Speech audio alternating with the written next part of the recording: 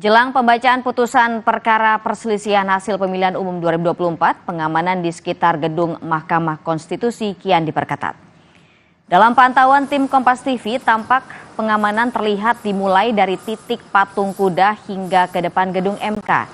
Kendati demikian, Jalan Medan Merdeka Barat sejauh ini masih dapat diakses oleh kendaraan, sedangkan penutupan jalan sifatnya situasional. Melihat pergerakan massa yang rencananya akan ada aksi demonstrasi di depan gedung MK. Diketahui sidang putusan terkait perkara PHPU Pilpres 2024 akan dimulai pukul 9 pagi di ruang sidang pleno gedung MK RI.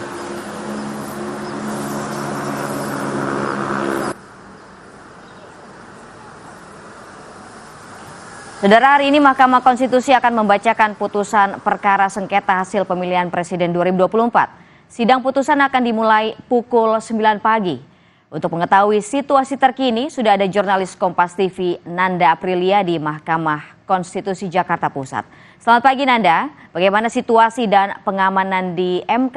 Apakah ada aksi penyampaian pendapat jelang pembacaan putusan MK?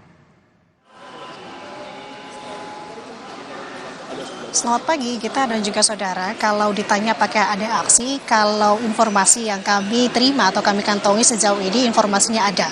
Kendati demikian, ini rencananya masih situasional. Artinya memang kalau menurut rencana ini akan adanya aksi dimulai dari pagi sampai dengan siang hari. Nah, ini juga bergantung sebenarnya terkait dengan penutupan akses jalan di depan gedung Mahkamah Konstitusi atau tepatnya di Jalan Medan Merdeka Barat. Yang dimana penutupan ini akan melihat lagi kondisi di mana aksi dari massa ini terjadi. Artinya ini sifatnya masih situasional. Sedangkan sejauh ini kita dan juga saudara terkait dengan pengamanan sendiri, baik dari sisi depan gedung Mahkamah Konstitusi ataupun di sisi dalam gedung Mahkamah Konstitusi, kami melihat sejauh ini sudah semakin ketat dari segi pengamanannya. Bahkan tadi kami lihat beberapa waktu sebelum kami melaporkan saat ini sudah dilakukan apel siaga. Kemudian kalau menurut rencana terkait dengan pengamanan sendiri nanti di sekitar area Mahkamah Konstitusi, sektor Mahkamah Konstitusi salah satunya, ini akan menjadi titik di mana pengamanan personil diterjunkan. Kalau dari pihak Polri sendiri ada personil gabungan sebanyak 7.000 lebih.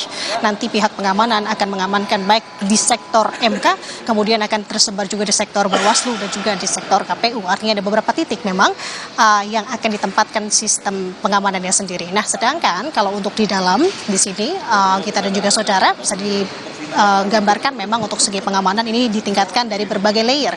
Artinya layer depan tadi saya sampaikan di sekitar Jalan Medan Merdeka Barat, kemudian di sisi dalam ini layer dalam ini juga ada pengamanan. Jadi artinya memang ada petugas-petugas yang memang sudah dipercaya, sudah tersumpah untuk mengamankan jalannya sidang putusan hari ini kita dan juga saudara. Nah, tadi sudah disampaikan dalam pengantar bahwa untuk sidang putusan hari ini rencananya akan dimulai sekitar pukul 9 pagi di gedung Mahkamah Konstitusi RI 1, yakni di sidang pleno tepatnya di belakang saya ini.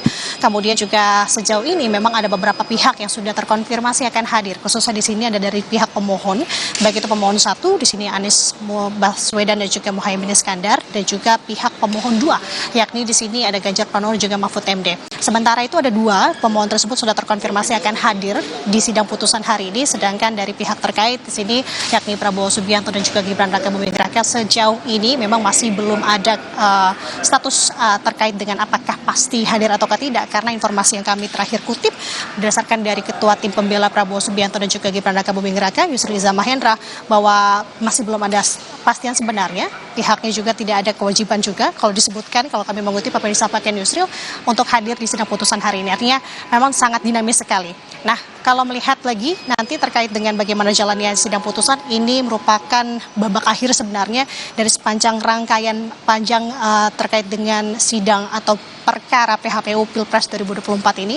Kita tahu beberapa waktu kemarin kita mendengar keterangan baik dari saksi, ahli, bahkan juga menghadirkan di sini ada 4 menteri terkait dengan perkara ini. Artinya kita akan tunggu seksama terkait dengan apa yang akan disampaikan dari putusan dari Majelis Hakim sendiri, karena kalau kita tahu, kita bisa kutip sedikit atau kita ringkas di sini, di mana memang secara maraton 5 hari berturut-turut, 5 hari lebih dimulai dari tanggal 16 kemarin, para Majelis Hakim Mahkamah Konstitusi ini melakukan rapat permusyawaratan hakim untuk menentukan sebenarnya putusan apa yang akan dibacakan hari ini. Jadi ini menjadi hal yang pasti kita tunggu-tunggu bersama, khususnya kita dan juga saudara.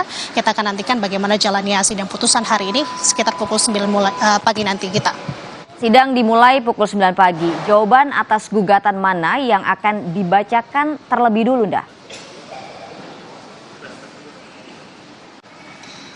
Baik kita, untuk teknisnya memang nanti akan digabung. Artinya baik dari gugatan 1 dan juga gugatan kedua atau pemohon 1 dan pemohon 2 ini akan digabungkan. Artinya siapa yang lebih dulu kita akan lihat nanti bagaimana teknisnya.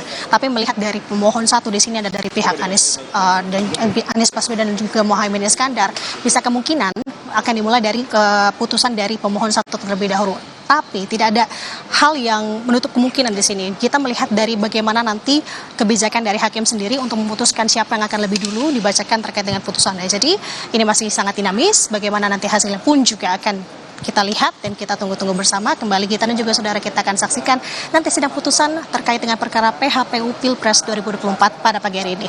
Terakhir, Nda, apa saja poin gugatan sengketa Pilpres yang akan diputuskan oleh MK, Nda?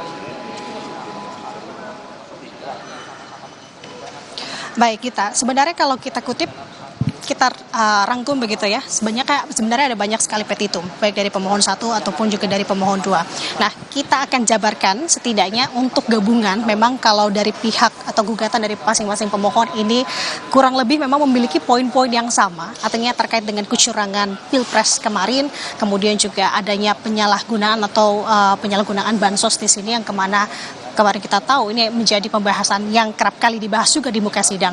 Nah, ini kalau mengingat lagi apa saja poin-poin gugatan, kita akan sedikit sampaikan di sini khususnya dari poin gugatan Anies Baswedan dan juga Muhaimin Iskandar. Pertama, ada membatalkan hasil pemilu 2024. Ini soal KPU diterimanya pencalonan Gibran yang tidak memenuhi syarat batas usia calon wakil presiden di kala itu, yang dimana ketika mendaftarkan ini masih belum diubahnya PKPU 19 tahun 2003. Kemudian ada juga permintaan di mana dari poin gugatan dari pihak pemohon 1 di sini Anies dan juga Muhaimin yang menyebutkan bahwa meminta untuk Gibran sendiri ini didiskualifikasi dari proses pemilihan umum terkait dengan Pilpres 2024 ini terkait dengan tadi yang poin pertama. Kemudian untuk yang ketiga ini lebih membahas terkait dengan kecurangan-kecurangan seperti halnya manipulasi data pemilihan tetap, kemudian surat suara tercoblos dan juga TPS ganjal sampai dengan penyalahgunaan atau penyelewengan bansos juga ini menjadi gugatan. Nah, ini sama sebenarnya tidak jauh berbeda dengan poin gugatan yang dilayangkan oleh pemohon 2 yakni Ganjar Pranowo juga Mahfud MD yang dimana meminta agar KPU membatalkan putusan hasil penetapan presiden dan wakil presiden yang diumumkan pada Rabu. Namun yang menjadi pembeda antara poin gugatan dari pemohon 1 di sini Anies Baswedan dan juga Muhaimin Iskandar dengan pemohon 2 Ganjar Pranowo dan juga Mahfud MD adalah poin di mana terkait dengan didiskualifikasinya wakil presiden terpilih di sini adalah Gibran Raka Buming Raka. Kalau tadi pemohon 1 adalah meminta untuk Gibran ini didiskualifikasi. Namun kalau untuk pihak pemohon 2 poinnya adalah meminta mendiskualifikasi Prabowo Subianto dan Gibran Raka Buming Raka sebagai pasangan capres dan juga cawapres. Nah, nanti apakah ini gugatan akan diterima sebagian ataukah diterima seutuhnya, kita masih belum mengetahui. Sampai dengan saat ini memang kemarin tentu sebelum akhirnya dibacakan putusan, para majelis hakim Mahkamah Konstitusi melakukan rapat pemusyawaratan hakim untuk menentukan sebenarnya putusan atau arah apa yang akan diambil. Kita juga tidak mengetahui sebenarnya apa yang dibahas dalam RPH. Ini sifatnya memang sangat tertutup. Artinya kita sama-sama menunggu di sini kita apakah gugatan-gugatan yang dilayangkan dari masing-masing pemohon ini dapat sepenuhnya diterima ataupun apa yang akan terjadi nanti. Sifatnya sangat dinamis. Kembali ke studio kita. Nanda Aprilia melaporkan langsung dari Gedung Mahkamah Konstitusi Jakarta. Terima kasih Nanda atas laporan Anda.